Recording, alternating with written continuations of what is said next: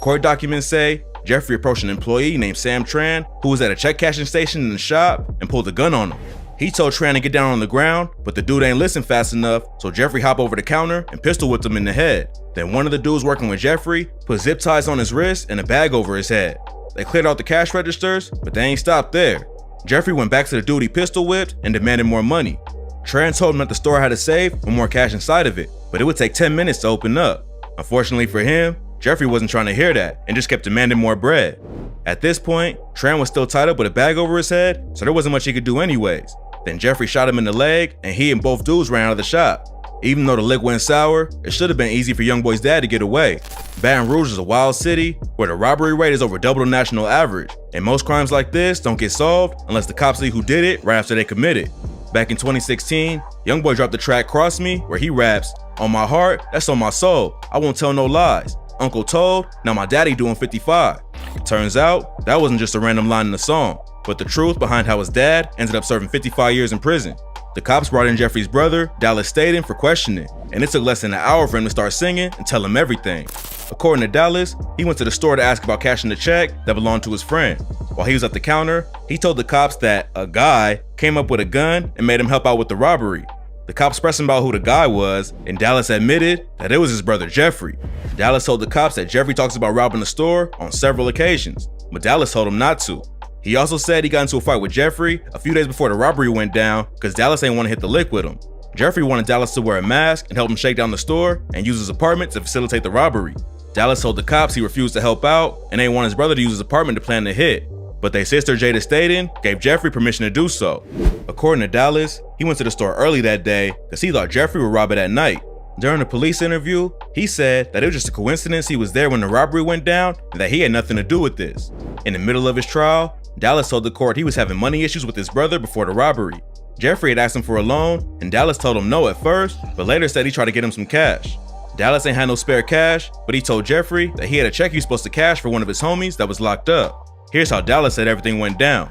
His cousin Franklin drove him to Albies that morning so he could ask about cashing the check. Then while he was talking to Tran, Jeffrey walked in and pulled the burner out. Dallas said he was initially in disbelief about what was happening.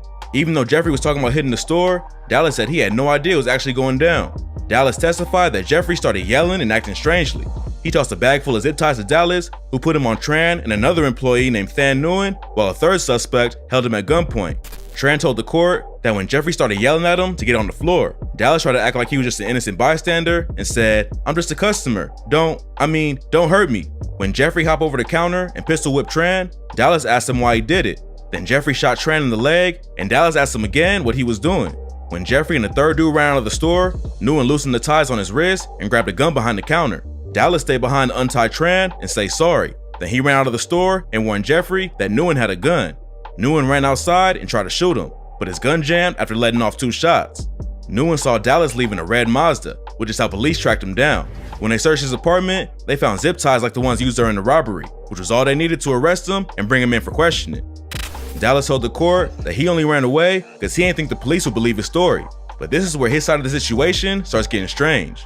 During the trial, he testified that he was hoping Nguyen would break free of the zip ties and shoot one of the other dudes. But it's a known fact that he yelled at Jeffrey to warn him about the gun. He was also caught lying about other details.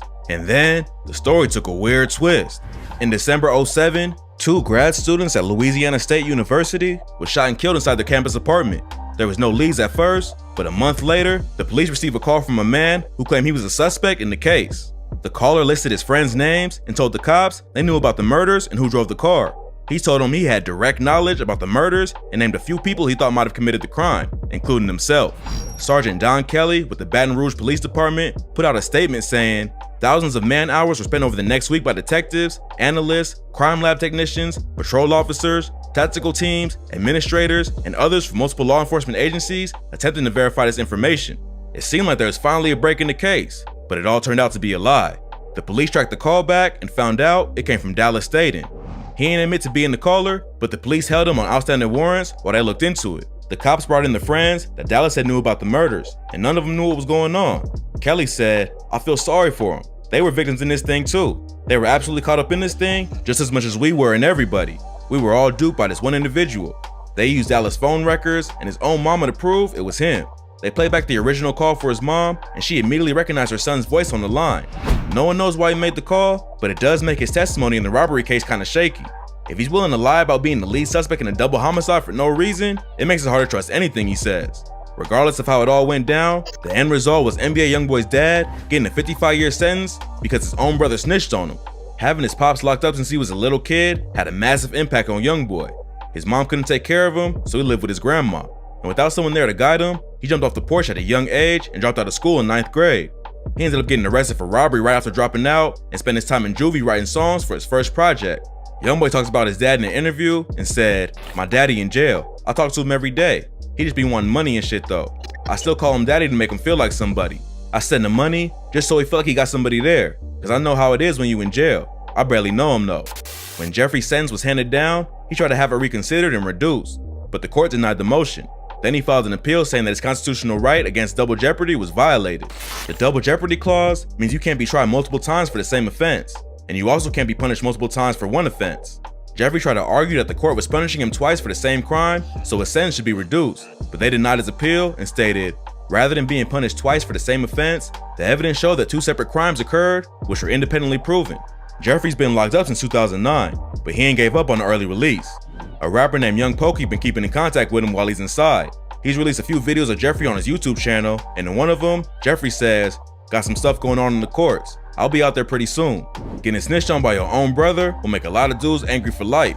But Jeffrey seems like he used his time in prison to mellow out and forgive people. He said in another video, "Forgiveness is a big part of life, bruh. You know we can't hold bitterness in our heart and expect good things to happen. To all those who've hurt me and abandoned me and did me wrong, I forgive you and I love you, and it's all good." Forgiveness is a big thing, bro. Forgiveness is a big part of life, bro. You know, we can't hold bitterness in our heart, you know, and expect good things to happen. But to all those who have hurt me and abandoned me and did me wrong, I forgive you and I love you, and it's all good. Hopefully he can get his legal situation sorted out and reunite with his son.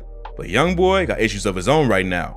On Thursday, May 19th, an artist named Chris James shared an iMessage conversation between him and Youngboy on Instagram.